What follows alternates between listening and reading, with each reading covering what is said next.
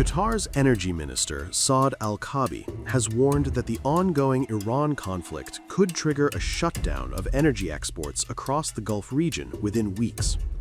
In an interview with the Financial Times, Kaabi said the escalating war risks severe disruption to global oil and gas markets if the situation continues.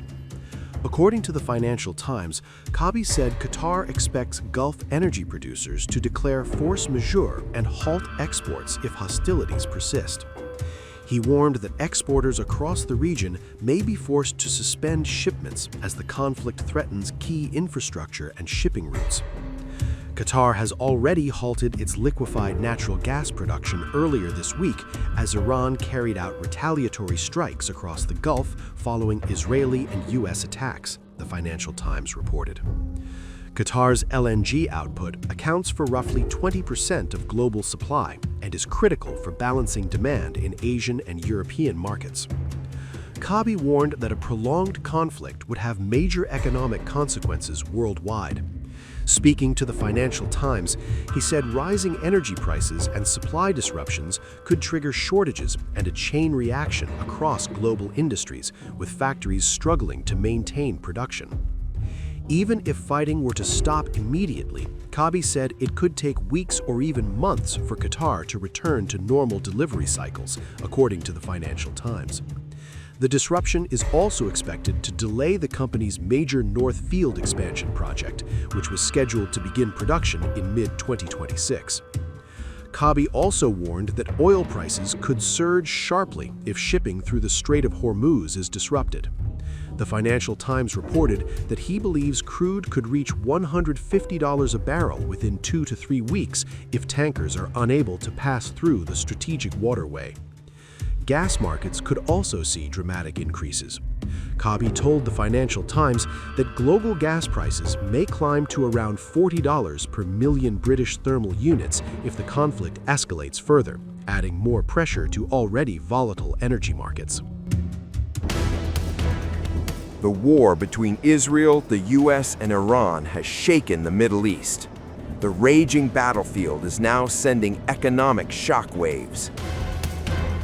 States once seen as wealthy providers of business, sponsorships, investment, and uninterrupted energy exports are now facing uncertainty. Amid the war, Gulf states are beginning to rethink billions of dollars in global investments.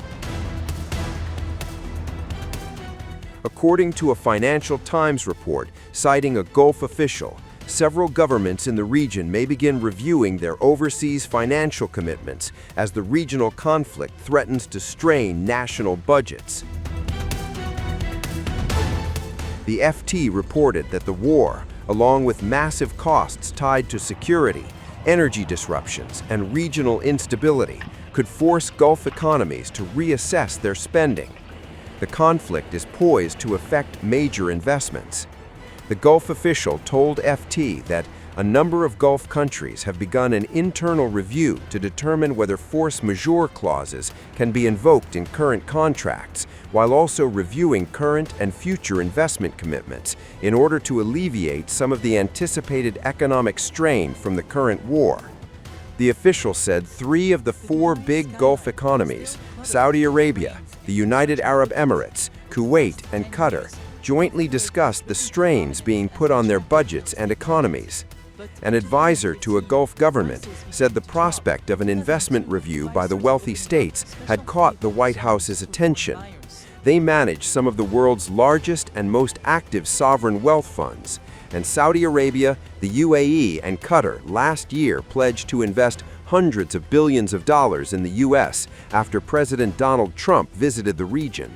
They are also big backers of sporting events around the world and have all been investing heavily domestically to develop their nations and diversify their economies. Any move that affects investments in the U.S. or other Western states may raise the pressure on Trump to seek a diplomatic strategy to bring the war to an end. The Gulf states had pressed Trump to hold off on an attack and pursue a diplomatic solution with Iran, but have since borne the brunt of the Islamic Republic's retaliation. If the war continues, governments in the Gulf may be forced to redirect spending toward defense, security, and domestic stability. That could mean fewer foreign investments, delayed mega deals, and potential sell-offs of international assets. For decades, the rise of the Gulf was built on two powerful pillars: security and unstoppable wealth. Shimmering cities in countries like Saudi Arabia, the United Arab Emirates, and Qatar marketed themselves as safe havens in a volatile Middle East. Billions of dollars flowing from uninterrupted oil and gas exports transformed desert skylines into global financial hubs. But now, both foundations are being shaken as the Gulf states are stuck in the crosshairs of the Israel-US-Iran war.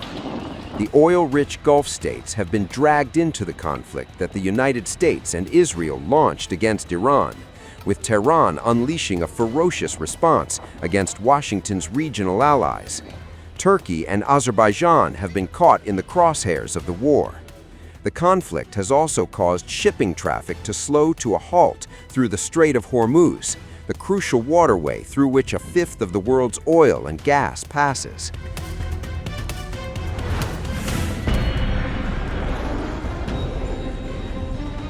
A dramatic escalation is unfolding across the Gulf as Iran expands its attacks beyond Israel.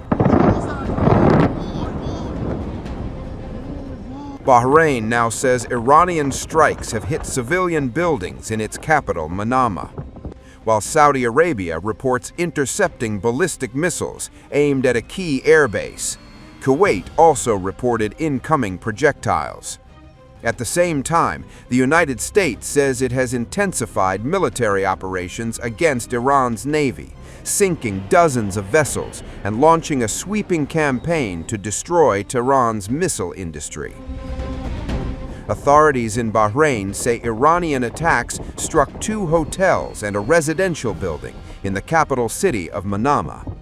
The Bahraini Interior Ministry said the strikes caused material damage to the buildings, but confirmed that there were no reports of casualties. Officials described the incident as Iranian aggression, targeting civilian structures in the Gulf Kingdom. Meanwhile, Saudi Arabia says its air defenses successfully intercepted 3 ballistic missiles launched toward the Prince Sultan Air Base. According to the Saudi Defense Ministry, all 3 missiles were destroyed before they could reach the military facility. The developments come as Iran continues to press attacks across the region amid a rapidly expanding confrontation involving Israel, the United States, and several Gulf states. Yet, despite the ongoing strikes, American military officials say Iran's offensive capability appears to be weakening. Admiral Brad Cooper, the commander of U.S. forces in the Middle East and head of U.S. Central Command, says Iranian missile attacks have dropped dramatically since the first day of the U.S.-Israel war against Iran. According to Cooper, ballistic missile strikes from Iran have decreased by about 90%. Drone attacks have also fallen sharply, with U.S. assessments indicating an 83% decline in Iranian drone operations.